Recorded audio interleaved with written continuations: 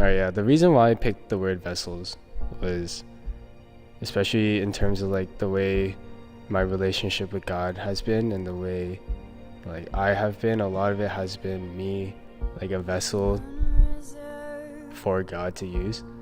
I was born into a Christian family. I was born knowing who God was, knowing that he died on the cross for my sins, knowing that Jesus was risen from the dead on the third day. Praise God. But yeah, I never really like believed it in my heart. But the moment I did, it was in 7th grade at a church lock-in. And then I realized like not only the brokenness of myself, but of this world, and how God fully knows all of that, but he still fully loves that. And then after that, knowing that I'm commissioned to make disciples of all nations. And yeah, like I was like, right off the bat, I was on fire for God. I was ready to do his work, ready to like fulfill his kingdom work, ready to be used by him.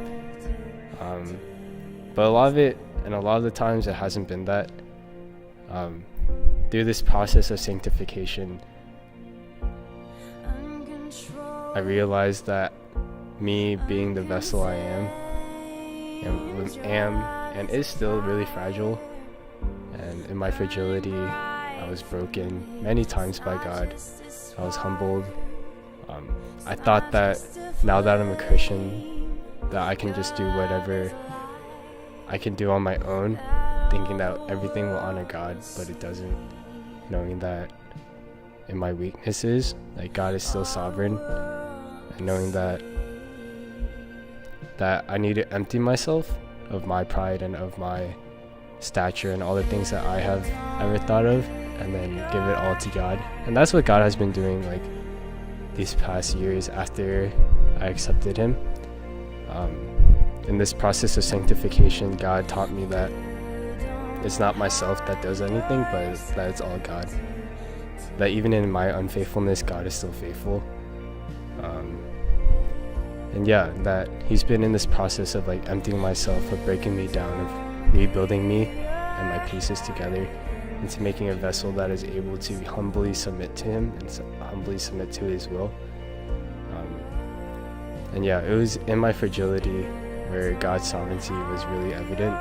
It was when I was humbled where God really worked in my life, and when God really used me in my life was when I was most humble and when I was most broken. And yeah, so like this word vessels, it just came upon me, whether it was through a revelation or just me like thinking of a word, but yeah, I thought vessels was really fitting because like I was saying before, like in my emptiness, God's spirit moved it in, and God's spirit did all the work in me rather than me just doing my own work. And yeah, there was a lot of grace in my relationship with God. A lot of being empty, like the prophet Isaiah, where after the coals touched his lip, when God called who he will send, he said, "Here am I, send me." And that's like kind of my vision, that whenever God calls, that I will just respond on my knees, "Here I am," that he will send me, and that I could be a vessel that will be used for his ultimate glory, and that will be used for his sovereignty and used for his will, whether it is serving, whether it is praying, whether it is being fragile and vulnerable with others. Just knowing that through it all God works, and knowing that through it all God is still sovereign.